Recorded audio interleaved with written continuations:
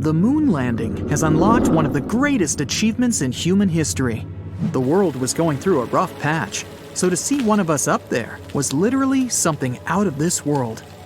On July 16, 1969, Neil Armstrong, Buzz Aldrin, and Michael Collins became the first people to successfully leave Earth's atmosphere and enter a different one. It was Neil who took the first steps on the moon after careful precision in maneuvering the spacecraft. The Apollo 11 mission was the leap for humankind that everyone needed. When they safely arrived back on Earth, they were welcomed as heroes. It became every kid's dream to do what they did. They were in a capsule with a parachute that landed almost 1,000 miles off the coast of Honolulu with a crew waiting for them. They were the most famous people in the world at that moment. But that's not the end of the story. Going up to outer space posed many potential threats, which nobody really spoke about. There was so much preparation that had to be made for the launch, not to mention training and studies. They didn't know what to expect, since it was the first trip of its kind in history. There was so much mystery behind the moon that scientists proposed a theory that the 3 astronauts may have caught some microscopic germs from the lunar atmosphere, which could be hazardous to people on Earth. As soon as they landed back on Earth, they had to stay in isolation for 3 weeks. The hype was real. The health community was extremely concerned about those extraterrestrial bacteria and didn't want to take any chances. The public was just as scared. The recovery helicopters hovered above. Rescue divers did a deep scrub on the capsule hatch with iodine to disinfect anything the capsule may have brought from outer space. Afterward, they were given the BIG, a biological isolation garment suit, to wear in the capsule before exiting into Earth's atmosphere. After they put on the suits, they were disinfected with bleach and taken to an aircraft carrier by helicopter to be escorted to a mobile isolation unit. The unit docked in Hawaii while they were in the mobile quarantine facility until it was flown to Ellington Air Force Base in Houston, Texas. They were then placed in the Lunar Receiving Laboratory. Over there, they had to spend another 15 days inside an airlocked room to lessen the risk of exposing themselves to the outside world. They had to stay in ultraviolet light to eliminate any microbes or bacteria from space. In fact, after each day, everyone working in the LRL had to disinfect themselves and shower to be safe. And in the case of them being infected with some lunar microbes, they had to also be in isolation, just like the astronauts. Inside the chamber, the 3 men had to find ways to entertain themselves. With 2 weeks left in isolation, they did what other humans would do in a closed chamber: talk all the time. Lots of laughing, joking, and every kind of interaction they could have with each other. Reports say that they were comfortable inside, but because there wasn't much to do in there, they got bored pretty quick. They ate well and had all the meals required to stay healthy. In the meanwhile, they enjoyed some activities like table tennis, working out at the gym, and even played the ukulele. Well, at least that's what Neil Armstrong did. Some of them used to jog back and forth in the hallway. Astronauts lose muscle mass when they stay in space for too long, so working out isn't just for fun, but mandatory. They even threw a party and celebrated Neil's 39th birthday in isolation. He had a cake with candles baked by one of the staff members of the LRL. In addition, they had some playing cards to entertain themselves, magazines, and media coverage of their mission. They also spoke to some of their family members when given a chance, with glass walls separating them or through a telephone. They respected each other's privacy and found ways to keep themselves busy whenever one of them was talking to a family member or discussing something in confidence. They also had to take daily medical tests and have long debriefings from NASA, separated by glass. They spent some time working on mission reports and finishing up some other paperwork. The cherry on top was when President Nixon visited them before they were sent to the LRL to congratulate them for being the heroes everyone looked up to. And after those 21 days were up, they were released from their isolation. Scientists found nothing scary in their system and nothing that they carried with them. There were no pathogens, microbes, or bacteria from the moon, which means that there wasn't any life on our neighboring rock floating in the air.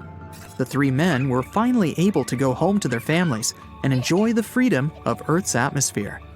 Eventually, the whole quarantine was dropped, but any astronauts going to the International Space Station have to stay in isolation before launching.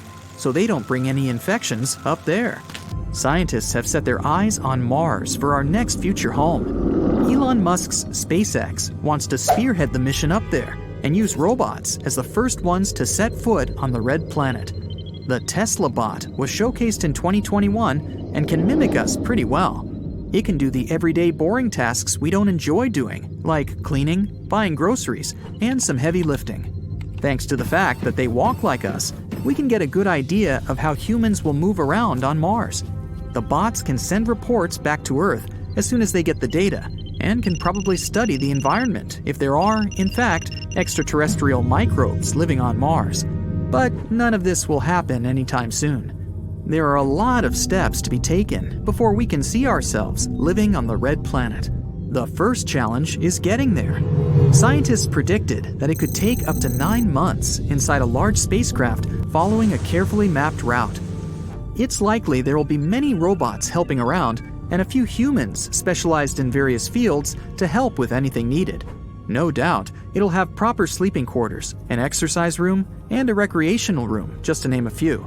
It'll be risky, but exciting.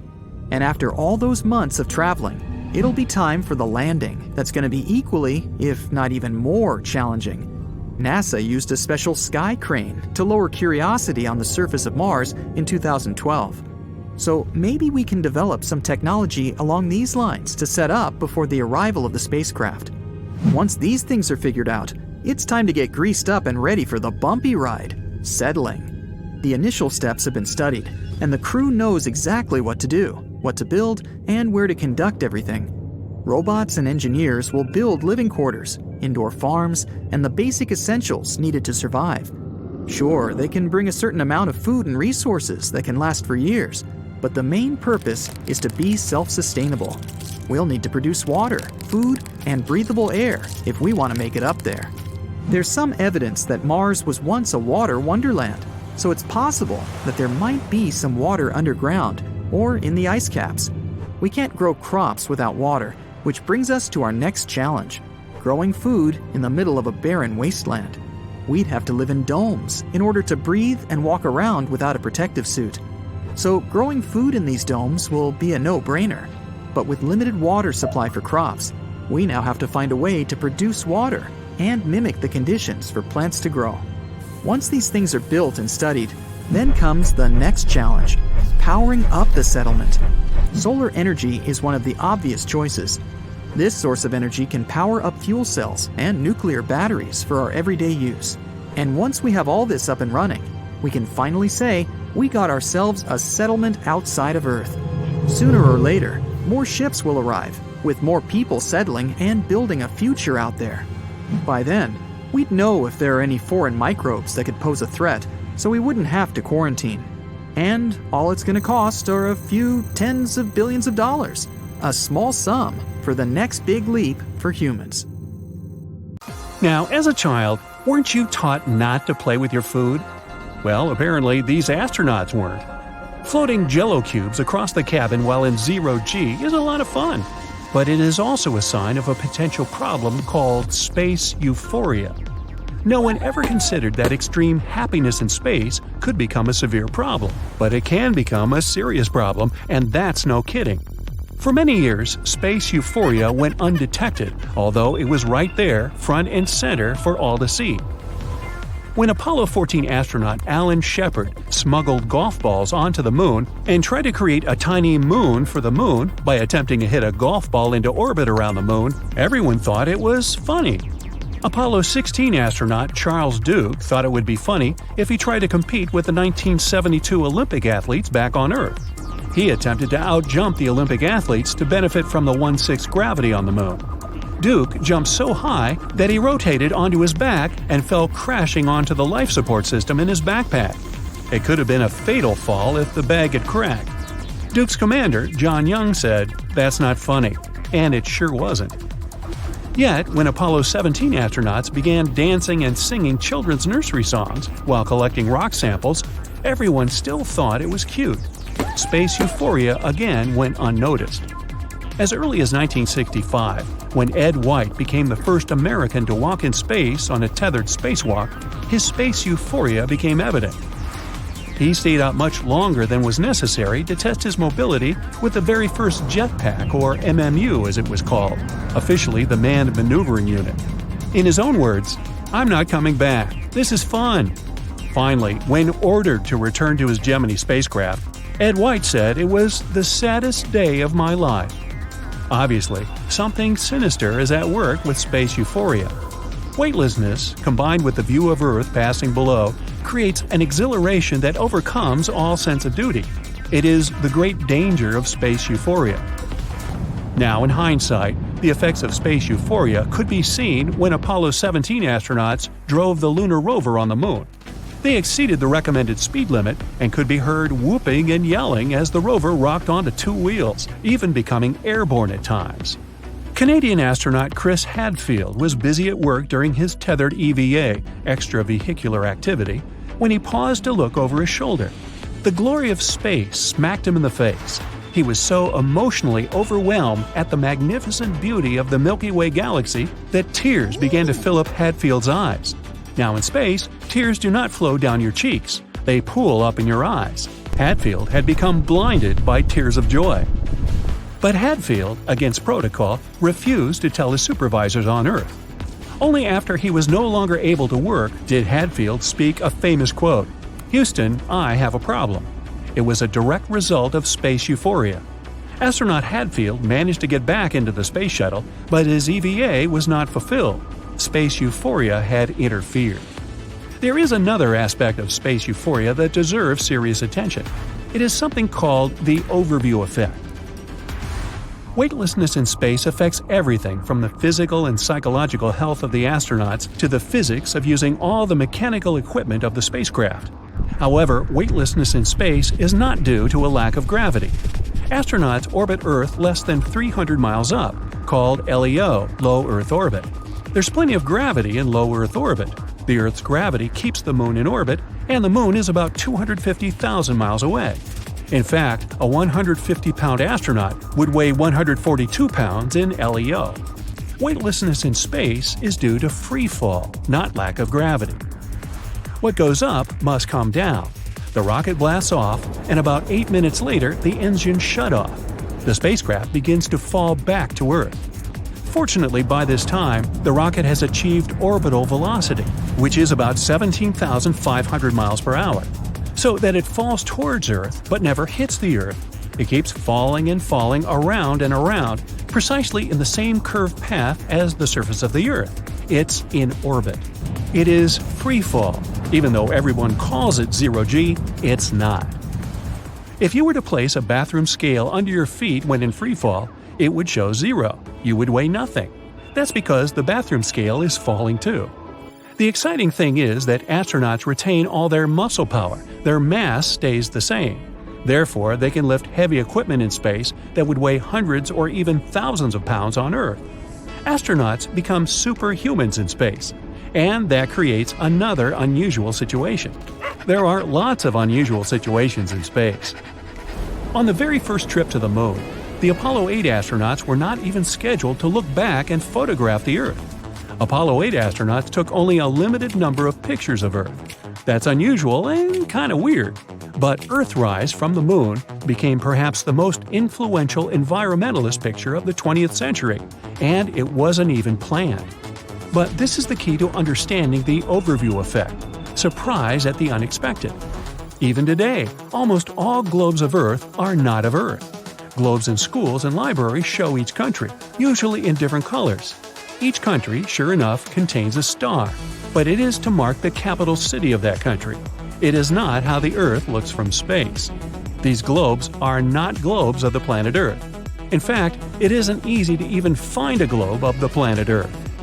Read the labels on these classroom globes. The geopolitical world. These are globes of a place called the world. There is no planet called the world. The world does not live in space. It lives on someone's desk or shelf. The definition of space is geological in origin. Space is defined as existing up to, but not including, the atmosphere of Earth. Earth isn't even an astronomical object. It explains why the very first mission to the Moon, the Apollo 8 mission, had not scheduled any pictures of Earth. Selfies weren't invented then. It also explains why the psychological impact of seeing Earthrise from the moon was so profound. It was a unique and totally new perception for which any and all humans were utterly unprepared. Seeing Earth in space was a complete surprise. Imagine yourself floating in space outside the spacecraft. You are surrounded by the Milky Way galaxy blazing with millions of stars. The planet Earth is a blue marble passing beneath your feet. Pretty heady stuff. How would you react? Would it change you? Apollo 9 astronaut Rusty Schweickart felt strongly that he was what he called the sensing element for humanity. What does he mean? It's the overview effect kicking in. Schweickart felt that he was connected to all the people on Earth. He compared it to being born into a new existence. And astronaut Schweickart is not the only one who felt the overview effect. Apollo 14 astronaut Edgar Mitchell had this to say about being in space.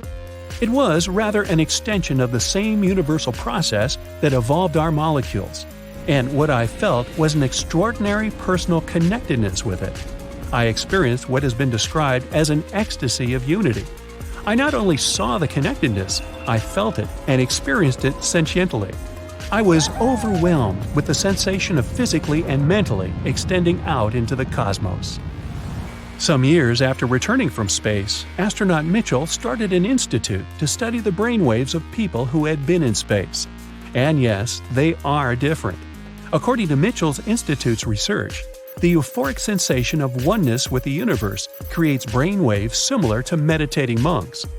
Mitchell's studies were so significant that NASA launched a special Space Shuttle mission in 1998 just to study the effects of space on the brain. The Neurolab mission studied brain cells of laboratory animals, and the astronaut crew too, as brain cells try to adapt to the freefall environment in low Earth orbit. Well, we can't all be astronauts, but now we can all access virtual reality experiences of what the astronauts saw in space. The internet has opened up our earthbound point of view to share the unity and oneness of the overview effect, and give us a small taste of the space euphoria astronauts get in space. Many people would like to fly into space. Zero gravity, a stunning view of Earth from one side, and the boundlessly frightening black area from the other. Yeah, it's all cool. But don't forget that this journey can turn into a nightmare. Lack of oxygen, floating in outer space and staying in a spaceship for a long time without understanding when you can return home. This last thing happened to a Russian cosmonaut. His stay in space is one of the longest in the world. 33-year-old flight engineer Sergei Krikalev spent 311 days in zero gravity on the Mir space station. But that's not the most interesting part of this story. Sergei's long journey began on May 18, 1991. That day, he boarded a transport ship and went into space to the Mir space station. On May 20th, the docking with the station was completed. There, together with another engineer, Sergei performed his space duties. They went on spacewalks several times, did repairs, took care of the station, and conducted scientific experiments. When you have company and a lot of work, living in space is not so hard. But things got worse on the day when Sergei was supposed to return home. According to the plan, the mission should have lasted for 5 months. A new astronaut was supposed to replace the old ones. The transport ship had finally docked with the station. But on October 10th, only one astronaut returned to Earth. Sergei was left alone at the Mir station. He continued to work as the sole flight engineer of the crew. The station couldn't remain empty. They had to send someone to replace Sergei. He wasn't ready for such a long stay in space. He hadn't trained for it. But there was no choice. He couldn't just leave the station. 1 month passed. They informed Sergei that he would return home soon, but something happened that no one expected. They contacted Sergei and said he couldn't return, since the country that promised to bring him home no longer existed. During this time, a big crisis began in Russia. The cosmonaut's return was impossible, since no one had the money for it. Just imagine Sergei's condition. You are hundreds of miles from home in black outer space, completely alone, and have no idea how many days you have left to be there. The days passed slowly, weeks, then a month passed. It would have been much easier if being in space was not harmful to your health. But in conditions of zero gravity, the human body takes serious damage. First, it's a weakening of the muscles. The body doesn't receive the necessary load it needs, and the muscles are constantly in a relaxed state, leading to dystrophy. Yes, astronauts do a set of exercises every day, but this is not enough to keep the body in shape. In addition to muscles, bones begin to weaken and a person becomes weak. Even after 6 months of such a life, any astronaut needs a long time to get back into their previous shape after returning home. Also, there's a lot of radiation in space, which is dangerous for people. It comes from several sources at once. The main radiation comes from the sun. On Earth, we're protected from it, thanks to the planet's magnetic field. Almost all radiation accumulates in the upper atmosphere and doesn't reach us. This accumulation of radiation in the atmosphere is also bad for astronauts. But the worst radiation is the galactic one. It comes from distant stars and galaxies and has a powerful effect on all living things. Radiation provokes many unfavorable conditions and destroys the body at the cellular level. Now, all spaceships and the ISS are equipped with shields and coatings that reflect radiation. But still, it doesn't provide 100% protection. In space, the astronaut's immune system changes. There are no conditions under which immunity could improve. It seems that there's nothing wrong with the absence of many bacteria and microbes, but the body's defense is weakening. A person becomes more vulnerable to microbes that can be brought by another astronaut. You also have serious food restrictions. Food in tubes doesn't contain as many useful vitamins as it does in natural products. Without vitamins, the body weakens even more. And sometimes, astronauts have to go on spacewalks, which aren't easy. A spacesuit is a huge and uncomfortable outfit. It constrains your movements and puts pressure on your body. Work in space can last up to several hours. During this time, you sweat a lot. One of the suit's filters may be broken, and all the fluid released by your body can spread throughout the suit and reach your face. Your eyes may water. The drops could interfere with your vision. Thousands of dangers can await an astronaut during a mission in outer space. Imagine that you do some repairs and something goes wrong. The wrench jumps off the bolt and it flies out, for example. You try to catch it and unconsciously push off from the ship. You catch the bolt, but your body is already flying away. You have nothing to hold on to. But fortunately, you have a safety rope. Anyway, it can break off from your spacesuit because you attached it incorrectly. As soon as the rope breaks, your body changes the angle of flight. Now you're not just flying away, your body is spinning at this moment. The Earth and black space flash in your eyes. So you get it. There are definitely risks, but nothing like that happened with Sergei. All astronauts spend many hours training to be ready for any troubles. They gain good physical shape and lose it during the mission. Add to this the psychological factor. Your body weakens, you don't breathe fresh air, you can't see your friends, and you don't have the opportunity to return home. A small layer of wall separates you from the cold vacuum of space.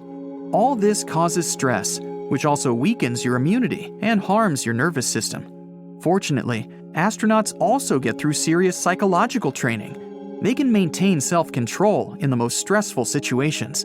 But when you're alone in space for more than 6 months and don't know when you'll return, you can get seriously nervous. Fortunately, Sergei didn't panic. He performed his daily duties, trained, and of course, missed home. A month later, he received the same response. "We can't bring you back yet. The country is in a difficult situation." He felt worse every day. His strength was leaving him. He wasn't sure if he'd be able to survive. The most interesting thing is the station had a capsule developed to return to Earth. But Sergei didn't use it because no one would have served the station. Russia sold the station seats to other countries. Also, they hoped to sell Mir. This meant that Sergei had to keep the station working. Sergei's mission lasted twice as long as planned. As a result, he spent 10 months, or 311 days, in space and set a world record. During this time, he flew around the Earth about 5,000 times. Finally, he received the long-awaited message. He's coming home. Germany paid about $24 million for a ticket to the station. They were going to replace the astronaut. Krikalev got into the capsule and flew to Earth. Many people were waiting for his return down there. The cosmonaut landed, and everyone rushed to help him. He looked very thin, sweaty, and exhausted. 4 men helped him out of the capsule. They helped him stay on the ground, gave him a fur coat, and brought a bowl of broth. It seemed that such a flight would leave an imprint on his life forever. But the cosmonaut's mood was excellent.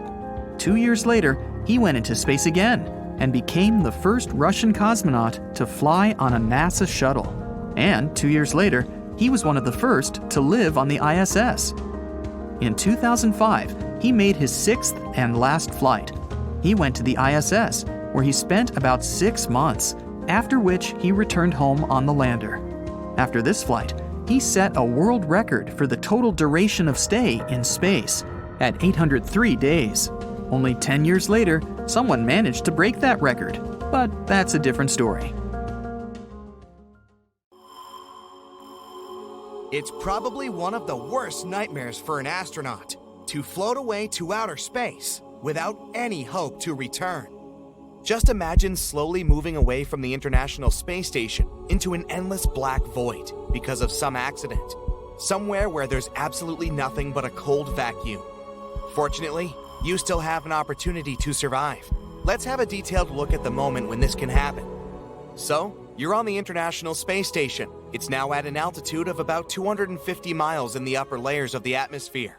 It's important to mention that it's not just hanging out there in space. Earth's gravity is constantly pulling on the station. Not to fall, the station needs to fly around our planet at a speed of about 17,000 miles per hour.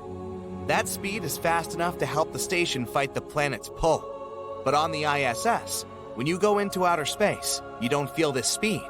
It seems to you that you're floating in one place, watching Earth spin. But there's still a lot of space debris that moves in the opposite direction. From the point of view of a person on the ISS, the speed of these objects is incredibly fast. You put on a spacesuit. It has oxygen supplies and is equipped with a water compartment so you can drink during the mission. So, you're about to walk into space. First, you need to go through a special door called an airlock. Once you're inside, you see that there are 2 doors here. You enter and close the first door to block access to the space station's oxygen. Then you open the door leading to space. What you're about to do is called a spacewalk. There are several reasons why you might be in outer space right now. You may be conducting scientific experiments to find out how different things behave in space. Also, you can be testing new equipment, sensors, and other high-tech gizmos. Another reason might be the repair of failed parts or routine maintenance of the International Space Station. Before taking a step into the void, you attach your spacesuit to a rope connected to the body of the ship. You can also fasten small cables to your tools, such as a screwdriver or a wrench, so that you don't lose them. You push off the ship and experience a feeling similar to swimming underwater. By the way, before going out into a zero-gravity area, astronauts train inside a huge swimming pool. You hold on to the parts of the ship and head to the place that needs to be repaired. Let's say you need to tighten a small screw.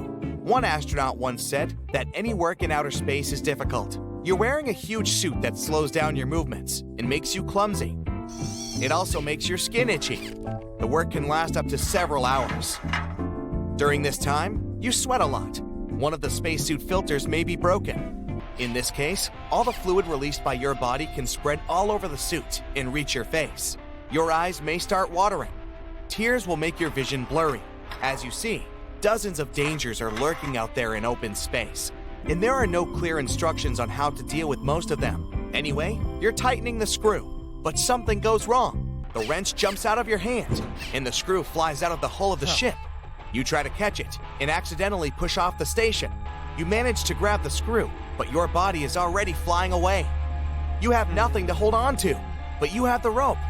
And oh no, it's not tied to your spacesuit anymore. You've attached it incorrectly. Now you're not just flying away from the station. Your body is also spinning. The views of blue Earth and black space switch in front of your eyes. You can't stop. Fortunately, the cable is not the only safety measure. Your spacesuit is equipped with a SAFER, Simplified Aid for EVA Rescue. This is a backpack with fuel that works like a jetpack. You activate the backpack, and it levels your flight. You stop spinning and calm down a bit. Now, you know exactly where the ISS is located. Next, you have to choose the direction manually and fly up to the station very carefully. The SAFER releases gas from small tubes, and this makes you fly forward. Using the safer control panel that looks similar to a joystick, you can change the direction in which the gas is released. This way, you'll steer your spacesuit. Make sure the station is in your line of sight. Press the joystick to activate the tubes, but take your time. You have to stabilize your forward movement. Pressing the wrong button can cause you to spin again, and this will reduce your chances of returning. Each astronaut spends many hours in a virtual reality simulator that makes them feel like being in outer space. So know how to control the safer. You're approaching the station at a slow pace. Don't let the backpack speed you up.